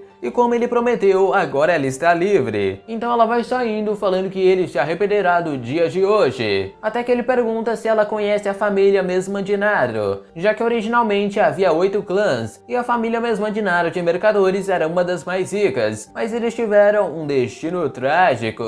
E tudo isso aconteceu quando o caçula da família decidiu mostrar a sua esgrima em uma festa. E sobre as técnicas que ele usou, eram aquelas secretas entre os Baskervilles. E quando a notícia chegou na sede principal, a família Mesmandano foi extinta. Mas na verdade havia pessoas por trás daquilo, os jovens demônios das outras 7 famílias que roubaram um livro dos Baskervilles. Daí ela pergunta o que essa história tem a ver com ela. Só que o Vikir fala que houve um sobrevivente dessa família, uma garotinha de apenas 1 ano que foi sequestrada e torturada. E quando ele começou a falar disso, ela já foi indo mais rápido. Mas ele ainda não terminou de contar, porque passando muito tempo depois, depois, o novo vice-cônsul chegou. Ele reuniu os criminosos e os puniu sem hesitar, e descobriu também que os responsáveis por tudo isso eram aqueles idiotas. E depois de muita conversa amigável, eles começaram a pedir desculpas por esse crime. E o Vikir sabe quem é ela, mesmo usando esse nome falso, ela é a última sobrevivente da 8ª família. Então ela pergunta como ela poderia acreditar que eles se desculparam mesmo. Daí o Vikir vem andando porque é mais fácil ver com os próprios olhos. E ali naquela cena estava onde eles foram torturados. E eles mesmos escreveram no chão que estavam errados e arrependidos. Mas mesmo que eles tenham sofrido e morrido, a vingança da família ainda não acabou. E por isso era para ela canalizar todo o seu ódio para os Baskervilles. E ela vai e pergunta o porquê, já que ele é um Baskerville e tá ajudando ela. Mas assim ela saiu falando que vai pagar essa dívida e garante que ele nunca irá ficar sem dinheiro. E agora no outro dia o Chihuahua veio chamar o vice-cônsul Dorminhoco. Mas quando abriu a porta, tava cheio de sangue e corpos no chão do quarto dele. E segundo ele, ultimamente, ele tem enfrentado grandes perigos. 2 flechas envenenadas, 4 bebidas envenenadas, jogaram ácido nele, tiroteio, incêndio, pisoteado por carroças. E isso significa que ele tá chamando muita atenção já. E no último leilão ilegal, ele também conseguiu uma nova habilidade, a alta vitalidade do Búfalo Infernal. E agora depois que o seu corpo foi fortalecido pelo rio, junto com essa habilidade, nem mesmo os assassinos conseguiram perfurar o seu corpo dormindo. Mas de todo jeito, é melhor descobrir quem está por trás disso tudo. Só que nessa hora chega uma carruagem com a bandeira dos Baskervilles, e lá de dentro veio saindo o nosso vovô mordomo, e veio falando que desde o momento que ele saiu, ele nunca teve dúvidas que ele se sairia perfeito nesse trabalho. Enquanto o Chihuahua está admirado, porque mesmo entre os Baskervilles que punem o menor dos erros, ele é o atual chefe da família Barmore, que serve como mordomos há 4 gerações. E o Chihuahua tá fascinado porque ele é o seu ídolo. Então o mordomo veio falando que o patriarca reconheceu suas conquistas e pediu ele para levar o jovem mestre de volta. E assim, lá na mansão principal, ele estava olhando um jornal que falava que a pessoa favorita dos cidadãos era o Vikir por todos os seus feitos. E o próprio patriarca vem agradecendo, porque com isso eles tiraram aquela imagem de que os Baskervilles só sabem usar espadas. E por isso ele fez um ótimo trabalho. E assim como punições, ele deve ganhar recompensas. E vem sugerindo para que o Vikir entre na academia esse ano, porque esse é o lugar onde toda a elite se reúne, a melhor academia do Império, Coliseu. E por ser frequentada pela maioria dos nobres, é uma academia com uma forte segurança. E isso dará a ele tempo para ficar forte longe dos olhos do Hugo. E o patriarca está pensando em mandar mais pessoas para lá, só que agora ele só escolheu o Vikir. E por isso pergunta se ele tem algum outro irmão que ele gostaria de levar junto. E pensando bem, ele fala que tem os trigêmeos, porque pode usar como saco de pancada, né? Mas além disso, ele pergunta se o Vikir lembra do plano da mina com os Morg, porque aquele plano funcionou, já que os Morg sugeriram que fizessem um ataque juntos. E o que ele está querendo dizer é que antes de ir para a academia, era para ele dar uma passada por lá para garantir que o plano esteja sendo seguido à risca. Além de que seria uma boa experiência. Mas outra boa experiência, não queria falar não, mas seria você entrar no nosso servidor do Discord e bater aquele papo descontraído com a gente. O link vai estar aí na descrição ou no comentário fixado. E assim, no outro dia, o Vikir partiu com o Chihuahua falando que vai cuidar das coisas por enquanto. Então, quando a carruagem se afastou um pouco, o Vikir só manda eles aparecerem, porque seria meio caótico se ele saísse de lá com esse tanto de cara atrás. Porque esses são os Cavaleiros Pitbulls que vão acompanhar ele. E até o cara tá falando que depois daquele leilão, o tio Boston tá ainda mais animado pra trazer o Vikir pros Pitbulls. Mas agora chegamos no território dos Morg. E segundo outro mano, essa missão pode parecer uma inspeção, mas também é uma missão para subjugar os bárbaros. Porque pelo que sabem, os Morgs convocaram 2 delegados e 30 membros do próprio clã e mais outros magos de fora. Enquanto os Baskervilles mandaram um delegado, que é o Vikir, e algumas dezenas de soldados. E assim é bem como o Hugo disse, já que seria melhor coletar informações sobre o clã dos bárbaros. E ali na frente já tinha vários esqueletos fincados em árvores de espinhos, e isso com certeza deve ser o trabalho de magos. E vendo os esqueletos assim, faz ele lembrar dela, a Camus, porque parece que ela já ficou muito mais forte. E ali em cima da muralha já aparecem 3 mulheres igualzinhas, falando que eles não podem entrar sem permissão. E essas são as 3 flores dos Morgues, outras trigêmeas. E o Vikir lá embaixo apenas fala que eles estão para uma inspeção territorial para ajudar na missão. Então era para abrir os portões. Só que elas apenas falam que vão fazer um relatório e talvez a permissão só fique pronta amanhã. Daí o Vikir pergunta por que elas estão proibindo o mestre de entrar em seu território. E ela só, ele vai usar a carta de dono, mas não tem a lei de proteção dos inquilinos. Só que ele já alterou essa lei, porque pode chutar elas daí quando bem quiser. E essa é a última vez que ele vai falar para abrir os portões. Mas aí elas fizeram foi começar a invocar magia pra cima dele. Só que lá atrás começou um barulho com cada um falando: vagabunda, pois é. E essas vozes é porque eles apareceram para lidar com os problemas, os trigêmeos dos Baskervilles. Então agora vai virar uma batalha entre trigêmeos. Oh Deus! E um deles já veio falando que irão retribuir por ele ter recomendado os 3 para a academia. E ele pensando que só queria levar os 3 lá para encher de saco de pancada. Mas de qualquer jeito os trigêmeos vão se tornar legítimas máquinas para matar. Porque mesmo não sendo inteligentes, eles são bons para seguir ordens. E por isso se a gente domar os 3 vai ser útil de alguma forma. Aí então lá as trigêmeas, nós juntas somos as melhores. Enquanto os 3 apontavam o dedo para elas chamando de idiota. E segundo Vikir, as trigêmeas na sua vida passada foram famosas por usarem 3 elementos: água, terra e grama. Porque ao combinar as 3 magias em uma só, os feitiços delas se ampliam em dezenas de vezes. E é por isso que elas eram chamadas de as 3 flores dos Morgue. E assim, usando várias magias, elas perguntam se os idiotas vão conseguir passar por aqui. Mas o primeiro deles já foi usando a primeira presa do estilo Baskerville e defendendo do ataque daquelas raízes gigantes. Enquanto lá em cima elas falavam que nunca que uma espada conseguiria encostar nelas. E no momento aqui nos cavalos, o outro fala que vai ser divertido, porque estão vendo em primeira mão aquela velha discussão entre magia e espada. Porque magia se utiliza de mana e do poder dos elementos naturais para tirar a sua força, enquanto a esgrima usa mana e energia vital como combustível para criar um poder explosivo. E por isso é divertido ver o talento dos jovens que estarão no topo dos clãs futuramente. Daí um dos trigêmeos já ia se ferrar, porque dá-lhe magia de fogo.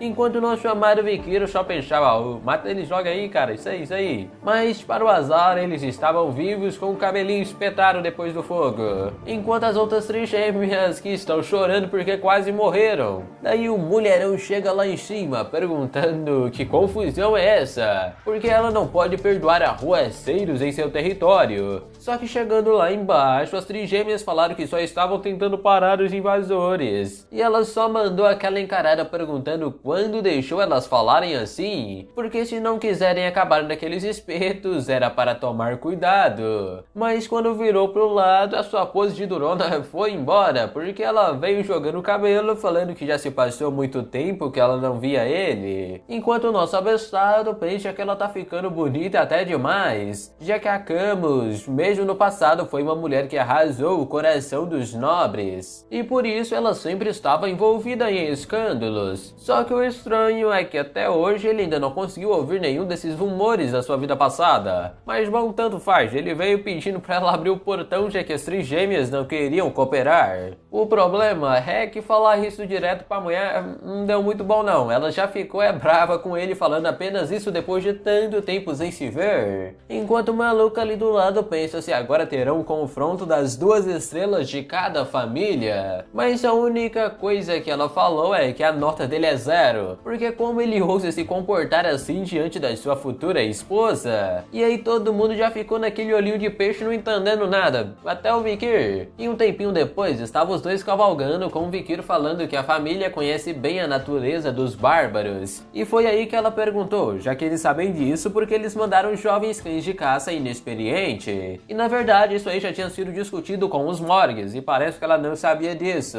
Daí ele veio falando que as tribos que estão causando problemas é a Balak e a Rococó, principalmente a Balak, que são aquelas que usam arco e flecha. E ela já responde falando que daria 8 pontos de 100 por ele saber tanto sobre os bárbaros. E ela também fala que odeia homens inteligentes demais, tem que ser meio idiotinha também, né, pra variar. E por ele estar andando a cavalo, ganhou mais 6 pontos, 4 pontos no quesito fashion e 1 ponto de etiqueta, nada de etiqueta pra ele. E no quesito rosto, ele fecha com 99 pontos. Só não foi 100 porque ele não consegue controlar as suas expressões, já que o seu marido tem que seguir padrões bem rigorosos. Daí ele pergunta por que ele vai ser marido dela, mas é claro que é porque ele passou no teste 7 anos atrás, aquele mesmo do jarro na cabeça do tio dela. Aí ela mesma tá reclamando do tio por ter feito aquele teste idiota com ele. E aí o Vikir veio falando pra esquecer o que aconteceu naquele dia, só que tomou foi uma camisa na cara com ela falando que gênios não conseguem esquecer nada que já viram. Isso que ela jogou nele, segundo ela, não é nada tão valioso, é a blusa de 7 anos atrás, daquela luta que eles tiveram. E um pouquinho mais na frente, ela fala que essa muralha foi construída por magos da terra há mais ou menos um mês. E aquelas marcas ali em cima são flechas da tribo Balak, porque as flechas disparadas por eles carregam uma força assustadora que pode perfurar até uma muralha. Além do seu tio, que foi gravemente ferido por uma dessas flechas. E segundo Vikir, o patriarca também sofreu uma coisa parecida no meio do nariz. E parece que até mesmo entre os bárbaros existem grandes talentos. Mas segundo a Camus, essa pessoa talentosa parecia uma mulher, que é difícil identificar com tanta tinta que eles colocam no rosto. Até que alguém chega lá atrás falando que o grupo de buscas capturou um batedor vivo. E chegando lá, o Vikir fala que esse é um dos bruxos do Rococó. Só que os caras ainda não conseguiram fazer ele falar nada, nem com magia de controle mental ou lendo as memórias. Daí a Camus vem perguntando pro mano se ele lembra quando é que eles invadiram a fortaleza, porque eles levaram alguns homens, e dentre eles estava alguém da família Morgue, a Rose, e por isso ela quer saber o que eles fizeram com ela. Mas o mano tava falando tudo em bárbaro e ninguém tava entendendo, já que eles ainda não tem pessoal que consiga traduzir isso. E foi aí que o nosso brabo chegou na frente falando que sabia um pouco sobre a língua deles, e foi perguntando onde estava a prima da Camus. Mas na verdade ele responde que ela já está morta. E como os dois representantes estão fora, o veredito da Camus é execução imediata. E assim a Camus já vai queimando o bárbaro vivo, porque quando essa guerra acabar, essa língua maldita deles não vai mais existir. E quando saíram de lá, a Camus foi chorando, porque ela e aquela menina eram bem próximas. E o Vikir até tenta dar uma laveja, falando que ela deve ter descansado em paz, mas pela cara do bárbaro, a Camus percebeu um pouquinho a verdade, e pergunta pro Vikir se o que ela entendeu foi certo mesmo, porque na verdade aquele vagabundo falou que comeu ela. E desse jeito, o mulherão chorou, se desculpando por não ter conseguido proteger a sua prima. E assim, depois de chorar, ela fala que eles não têm tempo para ficar tristes, porque eles precisam se vingar o mais rápido possível. Então quando Vikir ia levantar a Camus, um sino começou a tocar, e esse era o sinal de ataque dos bárbaros. E lá na frente das muralhas era a tribo dos Balaks acertando flecha enquanto capturava os homens da linha de frente. E chegando lá na frente, o Vikir já é laçado por duas, enquanto as bárbaras falam que acharam um bom homem para ser marido delas, já que a tribo dos bárbaros caçam maridos e mulheres para ter uma linhagem superior. Mas ele só puxa elas com a corda e tudo, falando que não pode virar marido delas. Daí 2 meliantes já foi mirando flechas nele, enquanto ele pensava que o Hugo disse para não lutar até que tenha se juntado às forças principais. Só que parece que não vai dar para esperar, porque ele já foi defendendo de todas as flechas com a espada,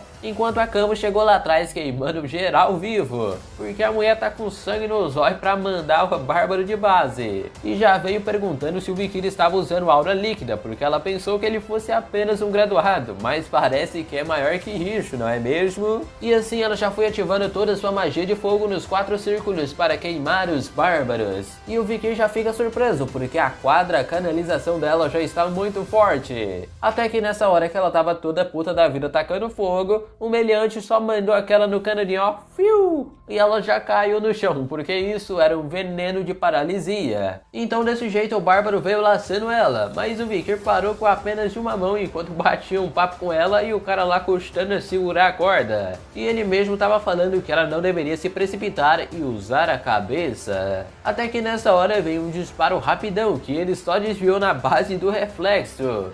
Só que enquanto ele ficou ocupado com aquele poder monstruoso, o cara do lobão levou a Camus. E pensando bem, na sua primeira vida ela também foi capturada, mas não demorou muito para aniquilar toda a tribo e voltar para casa. E por isso que ela era chamada de a Rainha Rubro-Negra. Só que enquanto ele pensava em fazer alguma coisa, aquela Bárbara veio com um arco e tudo pra cima. Ele desviou, mas acabou tomando um chutão de esquerda, já percebendo que os movimentos dela são diferentes, e por isso ele vai ter que lutar pra valer aqui. Até que a própria Bárbara começou a falar que ela e ele iriam se ver de novo, porque essa é aquela mesma Bárbara da casa de leilões que ele salvou um tempinho atrás lá na cidade que ele era vice-consul. E ela já começou a falar que precisa se vingar pela captura, já que foram os Morgues, e por isso ela está aqui pela sua vingança. Então ela já vai mandando os outros pegarem a garota líder e se ele quisesse a garota de volta que seguisse eles. Só que nessa hora o Adolf Morgan chegou puto porque deve ter ouvido sobre a emboscada e já veio usando uma magia gigantesca no terreno mandando devolver a sua sobrinha. Mas os lobos dos bárbaros são inteligentes e só saíram pulando e fugindo pela floresta. E segundo manda ali, eles recuaram para a área inexplorada do Monte Le Roche,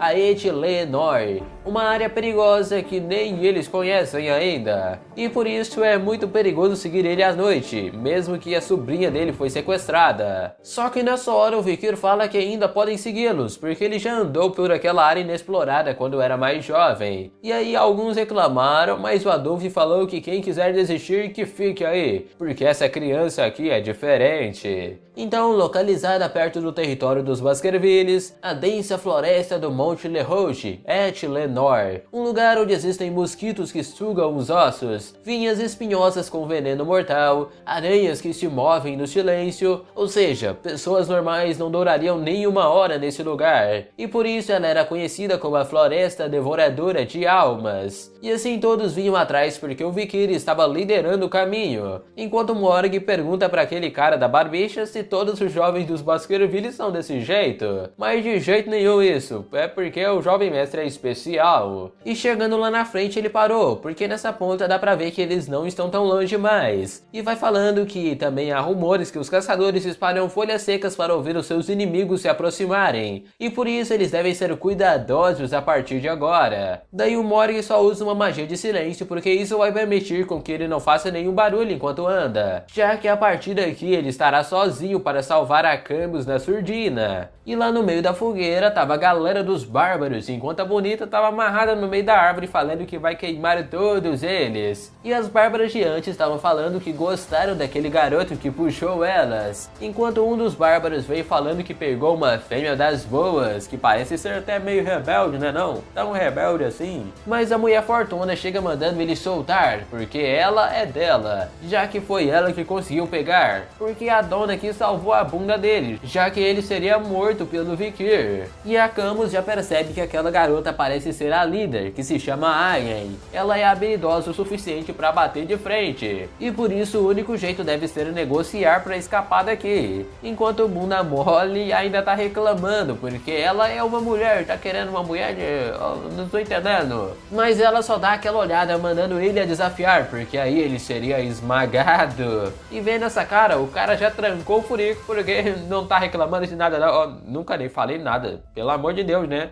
Daí ela já veio falando pra Camus, boa aparência, talento, a próxima líder Morg, e ela também era assim, e foi capturada e vendida pelos Morg. Mas felizmente ela recebeu uma gentileza e conseguiu escapar de seu destino. Mas essa tamanha gentileza não será retribuída para ela, porque ela vai domesticar a Camus até a sua alma. Só que nessa hora aconteceu uma explosão e os bárbaros começaram a queimar, porque ali atrás estava ele, Adolf Morg e o seu pessoal que veio buscar a sua sobrinha. Aí os bárbaros já ficaram, como assim vocês me seguiram? Enquanto os magos começaram a atacar de todos os lados. E o Vikir bem na surdina em cima da árvore, pensando que tem alguma coisa estranha nisso tudo aqui. Porque normalmente os caçadores Valak têm ataques muito coordenados, mas agora eles estão fugindo e confusos da cabeça. E o Adolf ali bolado tá mandando acabar com todo mundo. Daí o Vikir chegou lá atrás da Camus, mandando ela fazer silêncio, porque ele vai soltar ela. Aí um segundinho depois ele conseguiu e foi tirando ela de lá, mandando ela parar de ser tão tagarela, nós tá fugindo aqui, nós surgindo e você tá conversando, mulher. Até que aquela Bárbara chega falando que sabia que ele viria, porque ele é dono de um corpo forte,